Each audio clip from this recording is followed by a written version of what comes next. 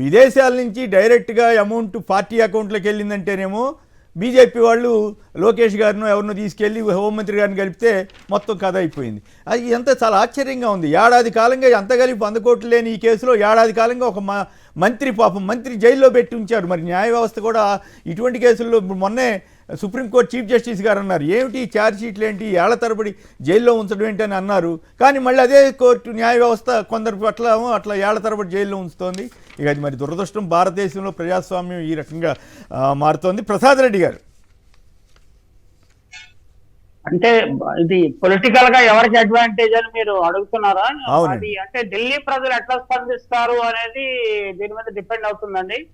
అంటే గతంలో ఏంటంటే ఢిల్లీ ప్రజలు కాంగ్రెస్ కు పెద్ద పీట వేశారు. వాళ్ళ తర్వాత డైరెక్ట్ గా ఎక్కువ కేజ్రీవాల్ కి వచ్చారు. కాబట్టి ఇప్పుడు ఈ రెండు పార్టీలు కలిసాయి. కాబట్టి వచ్చే పార్లమెంట్ ఎన్నికల్లో ఈ దాడులు జరిగినా అది సానుభూతి కేజ్రీవాల్, అంటే కేజ్రీవాల్ కాంగ్రెస్ ఓటర్లు సానుకూలంగా స్పందిస్తారు, సానుభూతితోటి బీజేపీ ఓటర్లు వ్యతిరేకంగా వేస్తారు. కానీ మొత్తం మీద బ్యాలెన్స్ కేజ్రీవాల్ పార్టీకి ఢిల్లీ వరకు ఉన్నట్టు మనం చెప్పొచ్చండి. మిగిలిన రాష్ట్రాల్లో ఉందని నేను చెప్పట్లేదు, ఓన్లీ ఢిల్లీ వరకు ఉంటే దీనికి కొంచెం అడ్వాంటేజ్ కేజ్రీవాల్ ఆప్ పార్టీగా ఉండొచ్చు. అయితే అవినీతికి వ్యతిరేకంగా ఉద్యమాల్లో ప్రారంభించి అందులోంచి ఆ పార్టీ ఆ ఉద్యమాన్ని హైజాక్ చేసి ప్రశాంత్ భూషణ్ ని లేకపోతే యోగేంద్ర యాదవ్ లాంటి సచ్చీలోని పక్కకు జరిపేసి ఈయన వచ్చిన తీరు మీద ఢిల్లీ ప్రజల్లో ఒక వర్గానికి చాలా అసంతృప్తి ఉన్నది.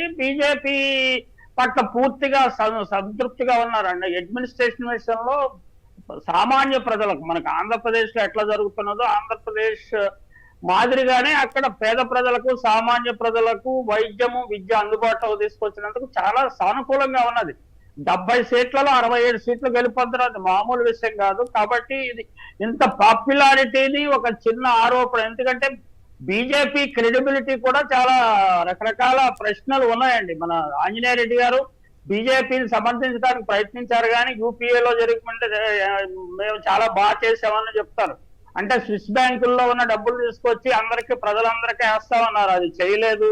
అలాగే యూపీఏ సమయంలో అప్పులు ఇచ్చినప్పటికీ మరి ఎన్డీఏ వాళ్ళు వచ్చిన తర్వాత బీజేపీ వచ్చిన తర్వాత వాళ్ళు విదేశాల నుంచి తీసుకురాలేననేది ఖచ్చితంగా ప్రూవ్ అయింది. తీసుకురావాలన్న కోరికనా లేదా తీసుకురాలేని అసమర్థత అనేది విషయం మన ప్రజలు బాగా జడ్జి చేస్తారు. అలాగే ఎలక్ట్రల్ బాండ్ వివాదంలో ఏంటంటే ఇది అవినీతిని వ్యవస్థీకృతం చేశారన్న ఆరోపణ సామాన్య ప్రజల్లో వెళ్ళిపోయింది, బాగా బలంగా వెళ్ళిపోయిందండి. అధికారంలో ఉండే పార్టీకి 80%, 60 to 80% నిధులు రావటం అంటే ఇదేదో క్విడ్ ప్రోకో ఉన్నది అనేది కూడా ప్రజల్లో వెళ్ళిపోయింది.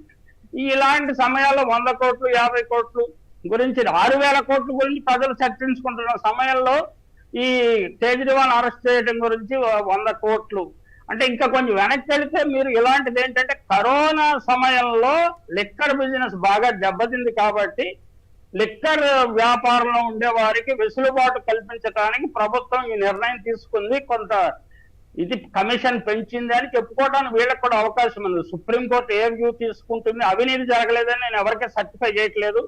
ఇండియాలో దురదృష్టవశాత్తు అది ఏ పార్టీ అయినా సరే వ్యవస్థీకృతంగా అయినా అవినీతి చేస్తారు, అవ్యవస్థీకృతంగా అయినా అవినీతి చేస్తారు.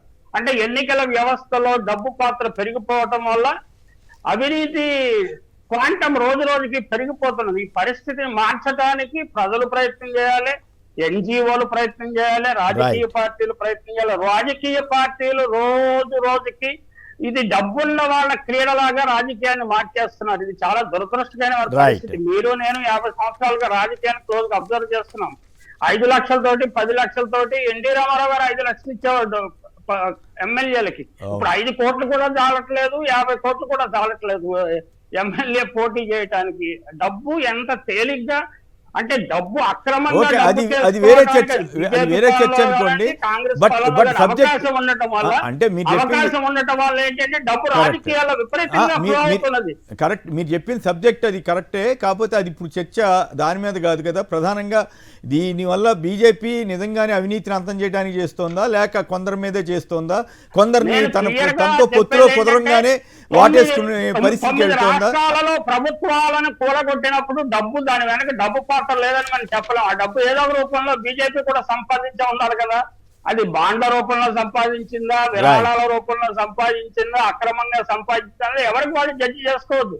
ఖచ్చితంగా మనీ పాత్ర విపరీతంగా రాజకీయాల్లో పెరిగిపోతున్నది. Right. అది ఉత్తరాది రాష్ట్రాల కంటే దక్షిణాది రాష్ట్రాల్లో మరీ విపరీతంగా పెరిగిపోతున్నది. Right. చాలా ప్రమాదకరమైన సంకేతం అని నేను భావిస్తున్నాను.